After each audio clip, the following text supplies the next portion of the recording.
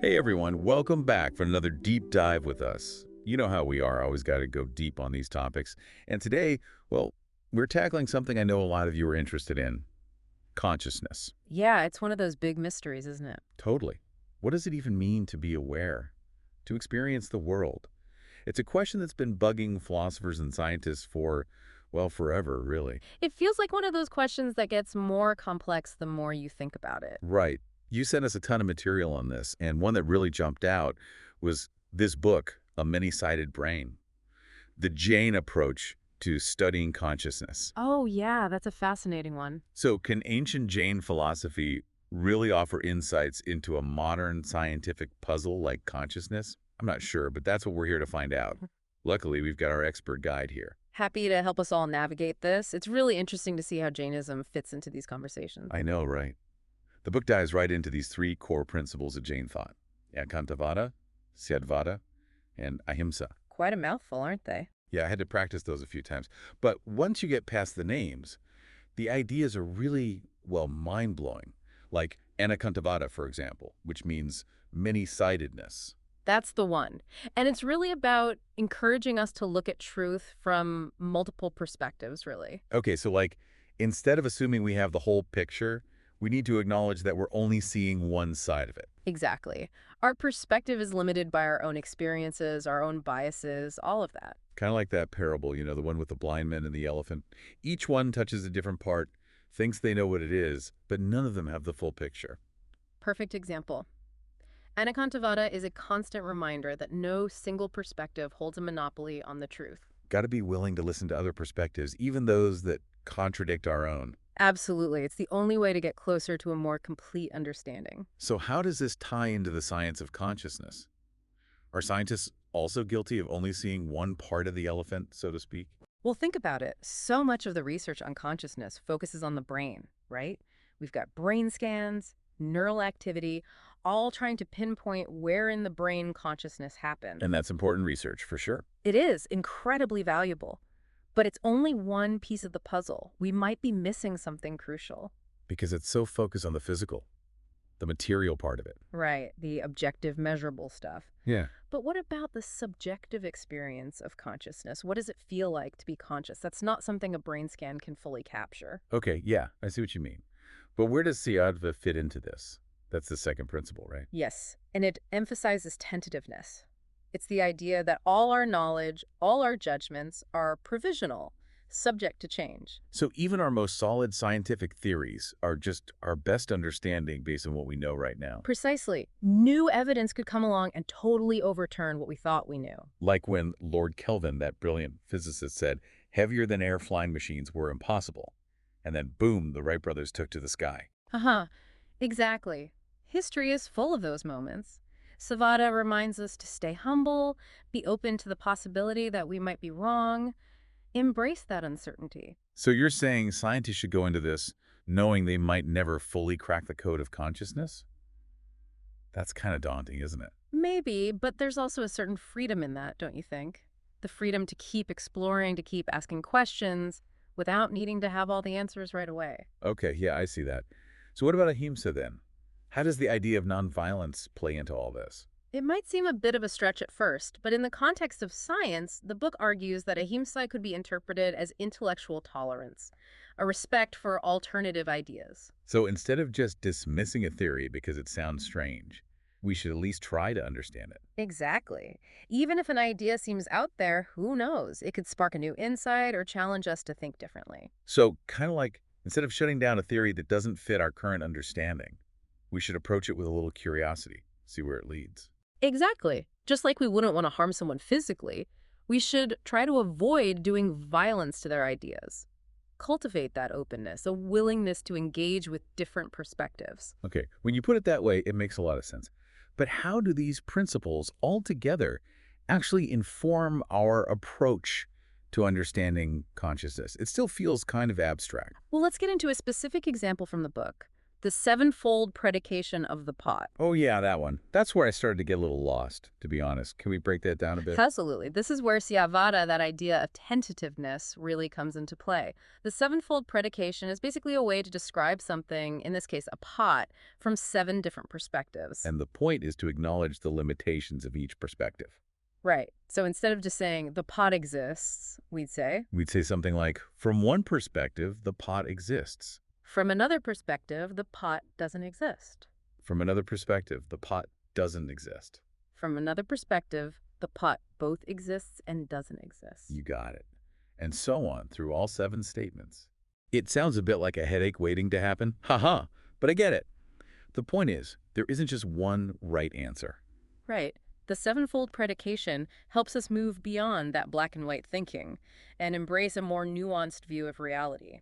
And as the book suggests, we can apply the same thinking to consciousness. So instead of getting stuck debating whether consciousness is real or an illusion, we should consider all these different angles. Exactly. Acknowledge the limitations of each perspective. Some might say it's all about the brain, others might say it's something fundamental to the universe, and others might say it's somewhere in between. It's like the blind man and the elephant all over again.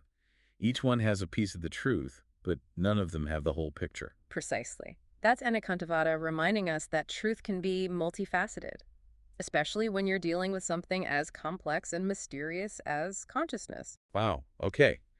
You've given us a lot to think about already, and we're just getting started with this deep dive. When we come back, I'm really curious to see how these Jain principles connect to some of the, well, but really tricky questions in the study of consciousness. We'll be back in a flash, so stick with us. Back again, ready to keep exploring how Jain philosophy might shed some light on consciousness. You know, it's funny, we often think of science and philosophy as like totally separate things, but this is really showing how much they can work together. Yeah, I mean, at their core, they're both ways of trying to understand the world, right? Just with different approaches. Totally.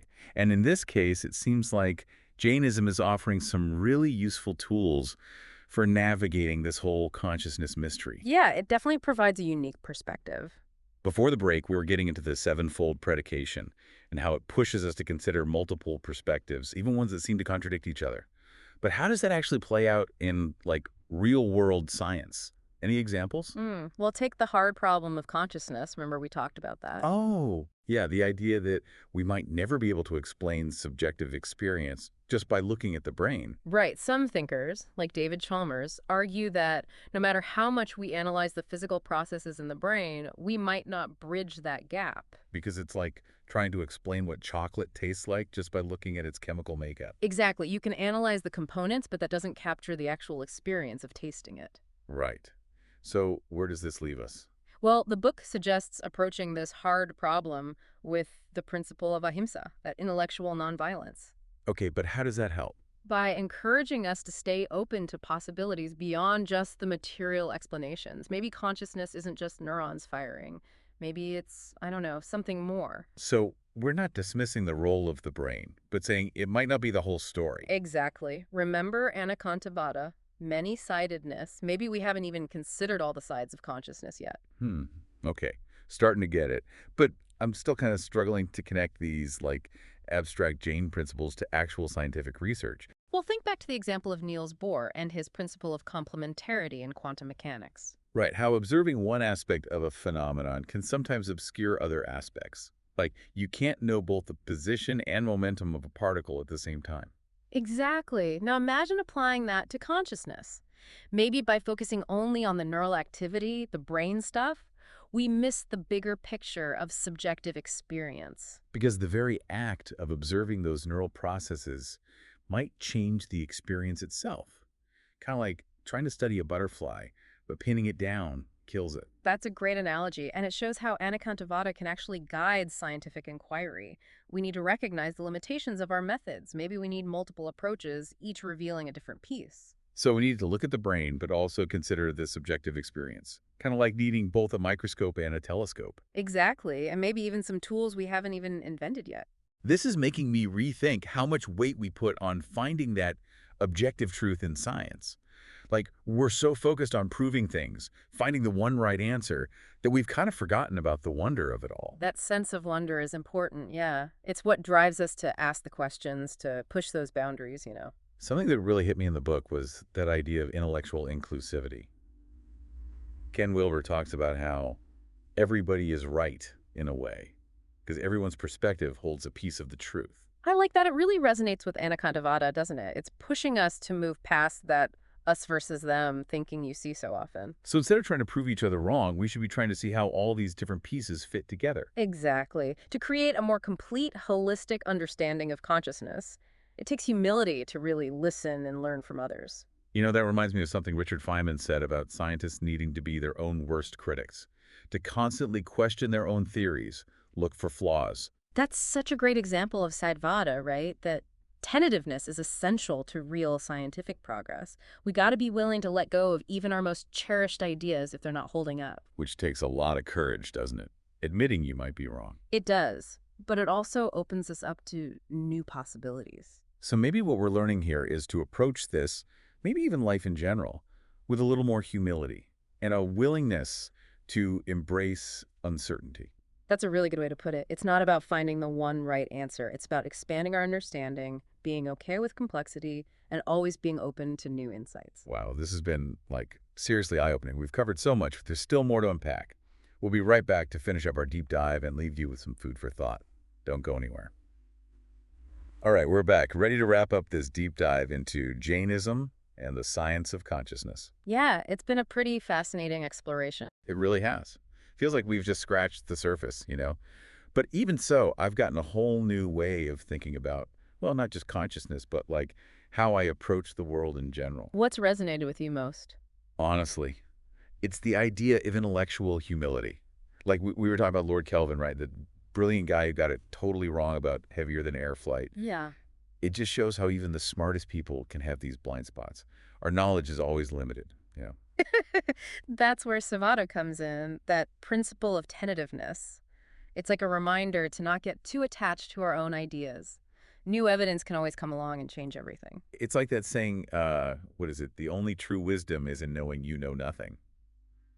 Sounds kind of strange, but it makes sense. Yeah, it's about recognizing those limits and being open to learning from others, even from people you might disagree with. Which brings us back to Anekāntavāda, right? Many-sidedness. This whole deep dive has really shown me how important it is to seek out different perspectives.